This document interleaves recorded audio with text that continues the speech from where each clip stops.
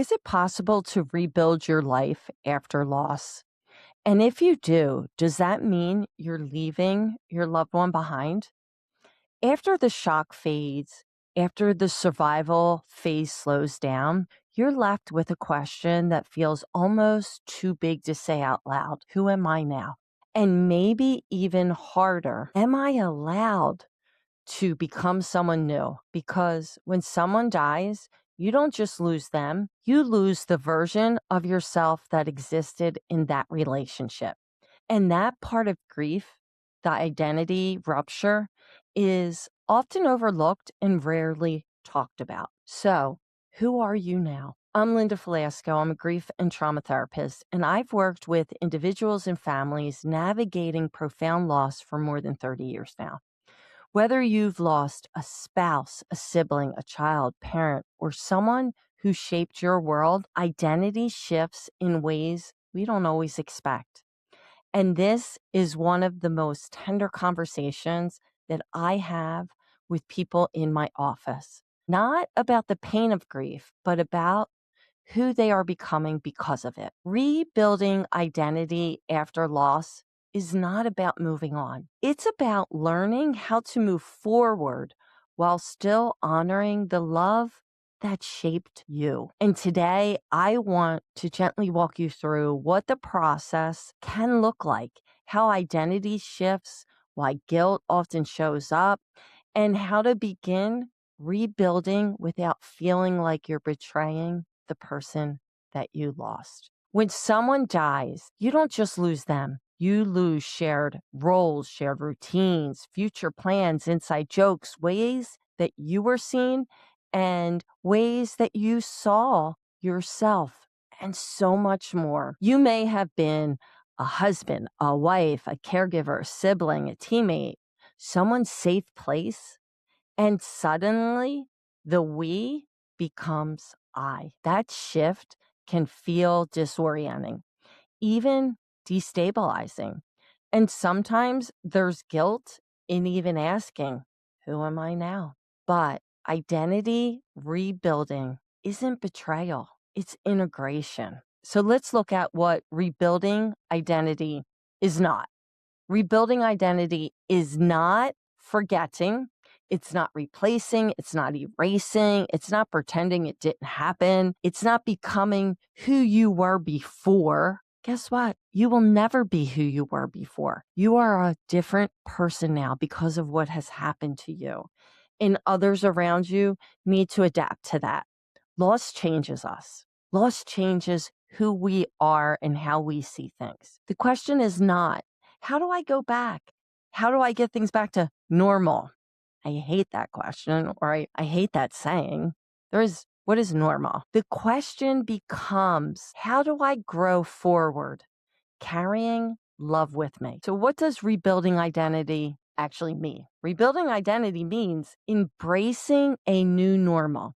It's a slow process. I really want to emphasize that. It's not something that you are trying to move quickly through. It's a really slow process of rediscovering parts of yourself, exploring new interests, redefining your values, building routines that reflect who you are now. It's not dramatic. It's not immediate. It's not linear. It often starts very small, so small that people don't really notice it a lot of times. They're very gentle shifts in moving forward. So we're going to look at 5 gentle steps to rebuilding identity. First, let's start with small structure. After a loss, your sense of control often collapses. Things just feel way out of control. So we want to start small. What does that look like? Maybe it's just taking a morning walk, one simple daily ritual. Maybe it's a consistent bedtime, weekly coffee outing with somebody. Routine creates stability, and stability creates confidence, and confidence allows identity to grow. You don't need a 5-year plan. You just need one steady step.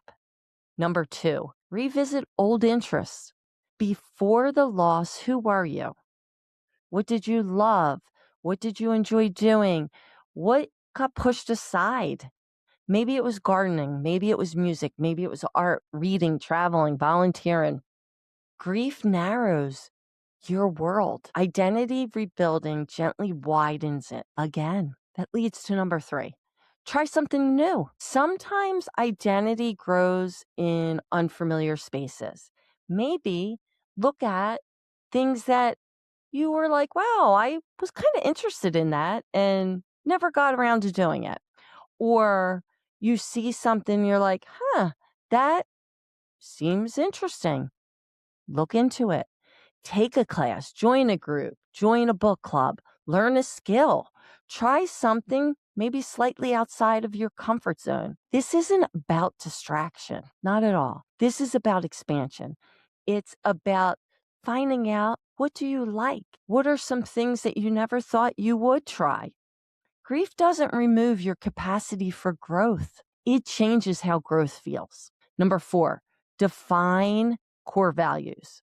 Ask yourself, what matters to me now? What feels meaningful? What kind of person do I want to be in this next chapter? A lot of times when we lose somebody, we really are questioning, who are we? What is life about? What do I want? How do I want people to see me? So this is important in identity rebuilding. Some people honor the person they lost by embodying the traits that they loved about them. Maybe it was their kindness or their strength or their humor. Maybe they were really generous or they were resilient. And that's something that you now want to embody. You don't have to replicate them, but you can carry forward what mattered. That's not about letting go. That's carrying love forward. Number 5, reframe your story. Your story didn't end. It changed. Loss becomes a part of your identity, but not the only part. Instead of saying I'm broken or thinking I'm broken, it can become I'm someone who has survived something hard. Instead of my life is over, my life has ended, it becomes my life was reshaped.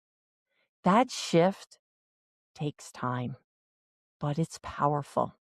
I also want to talk about the guilt that comes with growth. It's very important to look at. As our identity begins to rebuild, guilt often shows up. Guilt for laughing, guilt for dating, guilt for changing, guilt for enjoying something new, feeling hopeful. Maybe having guilt that others in your life don't feel the same way. Guilt shows up in all different ways. And growth can feel like a betrayal, but it isn't. You are not leaving them behind. You are learning how to carry them differently and how to move forward. Rebuilding identity doesn't happen in isolation. You may find help in support groups or in therapy, faith-based communities, or even in safe friendships. We discover who we are in relationships, and we often rediscover ourselves the same way. This is just one of the reasons that I wrote Mending Piece by Piece, workbook and journal. There's 2 different versions. One is for specifically suicide loss, and the other one is for other losses. Identity rebuilding doesn't happen in one big breakthrough. It actually happens in reflection, in small questions, in quiet processing.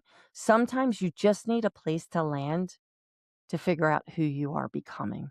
If you're interested, the links to both books are in the description below. Let me just give you some reassurance. If you don't feel ready to rebuild yet, that's okay. There is no timeline for grief. There is no timeline for identity reconstruction. It begins when stability begins. And stability looks different for everyone. You are allowed to move slowly. You are allowed to pause. You are allowed to grow at your own pace. Loss changes us. Loss definitely changes us, but it doesn't erase us. Rebuilding identity after loss is not about moving on. It's about moving forward, carrying love, memory, and meaning into the next chapter of your life.